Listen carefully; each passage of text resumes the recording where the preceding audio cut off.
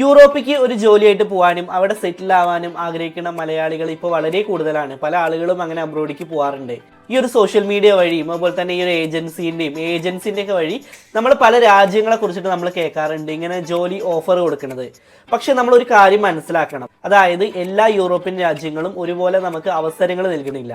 അതായത് ചില രാജ്യങ്ങളിൽ നമുക്ക് സാലറി കുറവായിരിക്കും. അതുപോലെ തന്നെ ചില രാജ്യങ്ങളിൽ നമുക്ക് ഈ ഒരു ലാംഗ്വേജ് ബറിയർ വലിയൊരു പ്രശ്നമാണ്. നമുക്കറിയാം, ഇപ്പോൾ യൂറോപ്പിൻ്റെ കാര്യം പറയുകയാണെങ്കിൽ ഷെങ്കൻ കൺട്രീസ് പല കൺട്രീസിലും അവരുടെ ഒഫീഷ്യൽ ലാംഗ്വേജ് ആണ് സ്പീക്ക് ചെയ്യുന്നത്. ഓക്കെ, അതുപോലെ തന്നെ ചില രാജ്യങ്ങളിൽ ഈ ഒരു ലോങ് ടേം സെറ്റിൽമെൻ്റ് ഒക്കെ ബുദ്ധിമുട്ടായിരിക്കും. അവരൊക്കെ ജസ്റ്റ് ഒരു സീസണൽ ജോബിന് മാത്രം നോക്കണവരായിരിക്കും. സോ ഞാൻ ഈ ഒരു വീഡിയോയിൽ പറയാൻ പോണത് മലയാളീസ് കൺസിഡർ ചെയ്യുമ്പോൾ ശ്രദ്ധിക്കേണ്ട 5 യൂറോപ്യൻ കൺട്രീസിൻ്റെ കാര്യമാണ് ഞാൻ പറയുന്നത്. ഈ ഒരു 5 കൺട്രീസ് നമ്മളുടെ രാജ്യത്ത് അത് വലിയ രാജ്യങ്ങളാണ്, അവിടേക്ക് പോകാൻ നല്ല സാലറി കിട്ടും എന്നൊക്കെ പറയാറുണ്ട്. ഇന്ന് നമ്മൾ ഷെയർ ചെയ്യുന്ന ഈ ഒരു ടോപ്പിക്ക് എൻ്റെ ഒരുപാട് റിസർച്ചിൻ്റെ കൊണ്ടും പിന്നെ അതുപോലെ തന്നെ നമ്മളുടെ സബ്സ്ക്രൈബേഴ്സിൻ്റെ ഫീഡ്ബാക്കിലുള്ളതും അതുപോലെ തന്നെ അബ്രോഡിൽ വർക്ക് ചെയ്യുന്ന ഒരുപാട് ഫ്രണ്ട്സ് ഉണ്ട്. സോ അവരുടെയൊക്കെ എക്സ്പീരിയൻസിൻ്റെ അടിസ്ഥാനത്തിലാണ് കേട്ടോ ഞാൻ ഈ ഒരു പറയുന്ന 5 രാജ്യങ്ങളിലും അവസരങ്ങൾ ഇല്ല എന്നല്ല ഞാൻ പറയുന്നത്. അതായത് പോകുന്നതിന് മുമ്പ് ചില റിയാലിറ്റി നമ്മൾ അറിഞ്ഞിരിക്കേണ്ടതുണ്ട്. സോ അതാണ് ഈ ഒരു വീഡിയോൻ്റെ ലക്ഷ്യം എന്ന് പറയുന്നത്. സോ നമുക്ക് എന്തായാലും എന്താണെന്ന് നോക്കാം.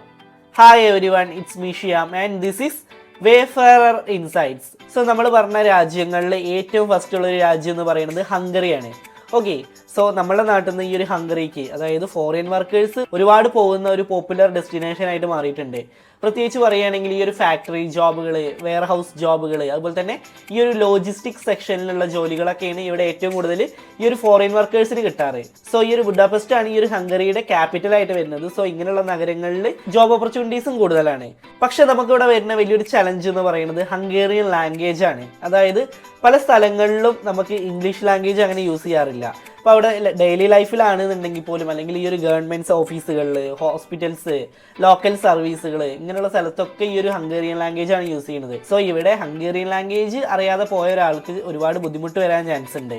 അതുപോലെ തന്നെ നമുക്കിവിടെ സാലറി ആയിട്ട് എക്സ്പെക്ട് ചെയ്യാൻ പറ്റുന്നത് 700 to 1000 യൂറോ വരെ ആയിരിക്കും. ഇതിൻ്റെ ഉള്ളിലായിരിക്കും. നമ്മൾ ഈ ഒരു പറഞ്ഞ ബുദാപെസ്റ്റിൽ തന്നെ റെന്റ് എന്ന് പറയുന്നത്, അതായത് ഷെയർ റൂം ആണെങ്കിലും 250 to 400 യൂറോ വരെ നമുക്ക് റെന്റ് നമുക്ക് പ്രതീക്ഷിക്കാം. ഓക്കെ, സോ അതുകൊണ്ട് തന്നെ ഹംഗറിക്ക് ഒരു അൺസ്കിൽഡ് ജോബിനോ അല്ലെങ്കിൽ ഈ ഒരു ലോ സ്കിൽഡ് ജോബിനൊക്കെ പോണ ആളുകൾക്ക്, ഇത്തരം എൻട്രി ലെവൽ ജോബ്സിനൊക്കെ പോണ ആളുകൾക്ക് അവിടെ പിടിച്ചു നിൽക്കുക എന്ന് പറയുന്നത് വളരെ ബുദ്ധിമുട്ടായിട്ടുള്ള ഒരു കാര്യമാണ്. സോ പല ആളുകളും ചെയ്യുന്നത് ഹംഗറി പോലുള്ള കൺട്രീസിലേക്ക് എത്തിപ്പെട്ട ശേഷം പിന്നെ നമ്മൾ ഈ ഒരു ജർമ്മനി, അതുപോലെ തന്നെ ഓസ്ട്രിയ, ഇങ്ങനെയുള്ള രാജ്യങ്ങളിലേക്ക് മൂവ് ചെയ്യാറാണ് ചെയ്യാറ്. ഓക്കെ, സോ ഈ ഒരു ഹംഗറിയിൽ ആരെങ്കിലും ജോലി ചെയ്യുന്നുണ്ടെന്നുണ്ടെങ്കിൽ, ഈ ഒരു വീഡിയോ കാണുന്നുണ്ടെന്നുണ്ടെങ്കിൽ അവിടുത്തെ റിയൽ സിറ്റുവേഷൻ എന്താണ് എന്നുള്ളത് നിങ്ങൾ കമൻസിൽ അറിയിക്കുക. പിന്നെ നമ്മളുടെ ഈ ഒരു ലിസ്റ്റിലുള്ള രണ്ടാമത്തെ രാജ്യം എന്ന് പറയുന്നത് ക്രൊയേഷ്യയാണ്.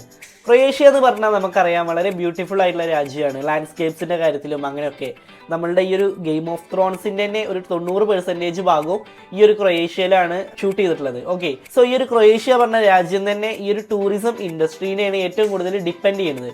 സോ അതുകൊണ്ട് തന്നെ ഫോറിൻ വർക്കേഴ്സ് ആയിട്ട് പോകുന്ന ആളുകൾക്ക് ഏറ്റവും കൂടുതൽ അവിടെ ജോലി ലഭിക്കുന്നത് ഈ ഒരു ഹോട്ടല്, അതുപോലെ തന്നെ restaurant, house keeping, kitchen helper, അതുപോലെ തന്നെ ഈ ഒരു ക്ലീനിങ് ജോബ്സ്, ഇങ്ങനെയുള്ള ജോബ്സിനൊക്കെ ആയിരിക്കും. നമുക്കിവിടെ സാലറി സാധാരണയായിട്ട് കിട്ടാറ് ഈ ഒരു 800 to 1100 യൂറോ വരെ ഇതിൻ്റെ ഉള്ളിലായിട്ടാണ് കിട്ടാറ് ഇങ്ങനത്തെ ജോബ്സിന്.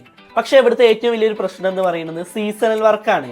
അതായത് ഇവിടെ സമ്മറിൽ, ഇവിടുത്തെ സമ്മറിക്കാണ് ഈ ഒരു സീസണൽ ജോബുകൾ ഏറ്റവും കൂടുതലായി കിട്ടുക. അത് കഴിയുകയാണെങ്കിൽ, ഇപ്പോൾ ആ ഒരു സീസൺ കഴിയുകയാണെന്നുണ്ടെങ്കിൽ പിന്നെ നമുക്ക് ഈ ഒരു ജോബ് സ്റ്റെബിലിറ്റി കുറയാൻ ചാൻസ് ഉണ്ട്. സോ ഈ ഒരു ക്രൊയേഷ്യക്ക് എത്തിപ്പെടുന്ന ആളുകളൊക്കെ ഈ ഒരു സീസണൽ ജോബിന് എത്തിപ്പെടുന്ന ആളുകളാണ്. ക്രൊയേഷ്യ വളരെ ബ്യൂട്ടിഫുൾ ആയിട്ടുള്ള ഒരു രാജ്യമാണ് എന്നുണ്ടെങ്കിലും ഈ ഒരു ലോങ് ടേം ആയിട്ടുള്ള കരിയർ ഗ്രോത്ത് നോക്കുകയാണെന്നുണ്ടെങ്കിൽ നമുക്ക് അത്രയ്ക്ക് ആപ്റ്റ് ആവണം എന്നില്ല. ഓക്കെ, ഇങ്ങനെ ക്രൊയേഷ്യയിൽ ആരെങ്കിലും ജോലി ചെയ്യുന്നുണ്ട് എന്നുണ്ടെങ്കിൽ, അതായത് ടൂറിസം ജോബ് സ്റ്റേബിൾ ആണോ എന്നുള്ളതൊക്കെ നിങ്ങൾ എന്തായാലും കമൻസിലൊന്ന് അറിയിക്കുക. പിന്നെ നമ്മളുടെ ലിസ്റ്റിലുള്ള മൂന്നാമത്തെ രാജ്യം എന്ന് പറയുന്നത് റൊമേനിയയാണ്. ഓക്കെ, ഈ ഒരു റൊമേനിയ വർക്ക് വിസ എന്ന് പറയുന്നത് റിലേറ്റീവ്ലി വളരെ ഈസിയാണ്. സോ അതുകൊണ്ട് തന്നെ ഒരുപാട് ഫോറിൻ വർക്കേഴ്സ് പോകുന്ന രാജ്യം കൂടിയാണ് റൊമേനിയ. കോമൺ ജോബ് സെക്ടേഴ്സ് എന്ന് പറയുന്നത് കൺസ്ട്രക്ഷൻ, ഫാക്ടറി വർക്കുകൾ, അഗ്രികൾച്ചർ ജോബുകൾ, വെയർ ഹൗസ് ജോബുകൾ, ഇങ്ങനത്തെ ജോലികളാണ്. നമുക്കിവിടെ സാലറി എക്സ്പെക്ട് ചെയ്യാൻ പറ്റുന്നത് ഒരു 500 മുതൽ 800 യൂറോ വരെ ഇതിനുള്ളിലാണ് നമുക്ക് സാലറി നമുക്ക് എക്സ്പെക്ട് ചെയ്യാൻ പറ്റുക.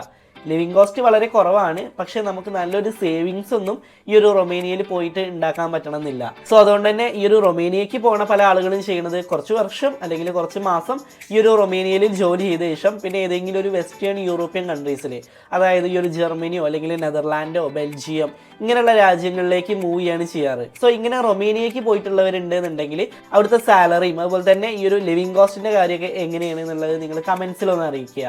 പിന്നെ നമ്മളുടെ ലിസ്റ്റിലുള്ള 4ാമത്തെ രാജ്യം എന്ന് പറയുന്നത് സ്ലോവാക്കിയാണ്. ഈ ഒരു സ്ലോവാക്കിയയിൽ ഫോറിൻ വർക്കേഴ്സിന് ഏറ്റവും കൂടുതൽ ജോബ് നൽകുന്ന ഒരു ഫീൽഡ് എന്ന് പറയുന്നത് ഈ ഒരു ഓട്ടോമൊബൈൽ ഫാക്ടറീസിലാണ്. നമ്മൾ ആൾറെഡി ഈ ഒരു സ്ലോവാക്കിയയിൽ ഇങ്ങനെ ഓട്ടോമൊബൈലിൽ വർക്ക് ചെയ്യുന്ന ഒരു ബ്രോന്റെ കാര്യം നമ്മൾ ഷെയർ ചെയ്തിട്ടുണ്ടായിരുന്നു, അതായത് മലയാളി ആയിട്ടുള്ള ഒരു ബ്രോന്റെ കാര്യം. അവിടെ ഈ ഒരു ഓട്ടോമൊബൈൽ സെക്ഷനിൽ വർക്ക് ചെയ്യുന്നത് നമ്മുടെ പണ്ടത്തെ വീഡിയോസിൽ ഉണ്ട്. ഇങ്ങനെ ഈ ഒരു യൂറോപ്പിലെ തന്നെ ഏറ്റവും വലിയ കാർ കമ്പനീസിന്റെ ഒക്കെ ഫാക്ടറികൾ ഉള്ളത് ഈ ഒരു സ്ലോവാക്കിയയിലാണ്. ഇവിടെ നമുക്ക് കിട്ടുന്ന ജോബുകൾ എന്ന് പറയുന്നത് അസംബ്ലി ലൈന്, അതുപോലെ തന്നെ പ്രൊഡക്ഷൻ, മെഷീൻ ഓപ്പറേറ്റർ, അതുപോലെ തന്നെ ഈ ഒരു പാക്കേജിങ്, ഇങ്ങനത്തെ ജോബുകളായിരിക്കും. ഇവിടെ നമുക്ക് സാധാരണ സാലറി ആയിട്ട് കിട്ടുന്നത് ഒരു 800 മുതൽ ഒരു 1100 യൂറോ വരെയാണ്. ഈ ഒരു ഫാക്ടറി ജോബുകൾ എന്ന് പറയുന്നത് ഒരുപാട് ലോങ് ഷിഫ്റ്റ് ഒക്കെ ഉണ്ടാവുന്ന ജോബുകളാണ്. അതായത് ഒരു 10 മുതൽ 12 മണിക്കൂർ വരെ നമുക്ക് ജോബ് ഉണ്ടാവും. സോ ഈ ഒരു ലാംഗ്വേജ് എന്ന് പറയുന്നത് നമുക്ക് പ്രശ്നമാണ്. സ്ലോവാക്കിയൻ ലാംഗ്വേജ് പഠിച്ചെടുക്കുക എന്ന് പറയുന്നത് കുറച്ച് ഡിഫിക്കൽട്ട് ആയിട്ടുള്ള കാര്യം തന്നെയാണ്. സോ ഒരു ഫോറിൻ വർക്കറിന് അല്ലെങ്കിൽ ഒരു മലയാളി ആയിട്ടുള്ള ഒരാൾക്ക് ഈ ഒരു സ്ലോവാക്കിയൻ ലാംഗ്വേജ് അറിയാത്ത ഒരാൾക്ക് അവിടെ പോയി പെടുകയാണെന്നുണ്ടെങ്കിൽ കുറച്ച് ബുദ്ധിമുട്ടുണ്ടാവാനുള്ള ചാൻസ് വളരെ കൂടുതലാണ്.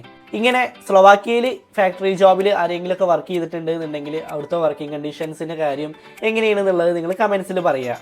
പിന്നെ നമ്മളുടെ ലിസ്റ്റിൽ ഏറ്റവും ലാസ്റ്റ് 5ാമതുള്ള ഒരു രാജ്യം എന്ന് പറയുന്നത് ലാറ്റ്വിയയാണ്. ഈ ഒരു ലാറ്റ്വിയ എന്ന് പറഞ്ഞാൽ ഒരു ബാൾട്ടിക് കൺട്രി ആണ് കേട്ടോ. അവിടുത്തെ എക്കോണമി വളരെ ചെറുതായതുകൊണ്ട് തന്നെ ഈ ഒരു ജോബ് മാർക്കറ്റ് എന്ന് പറയുന്നത് അത്ര വലുതൊന്നല്ല.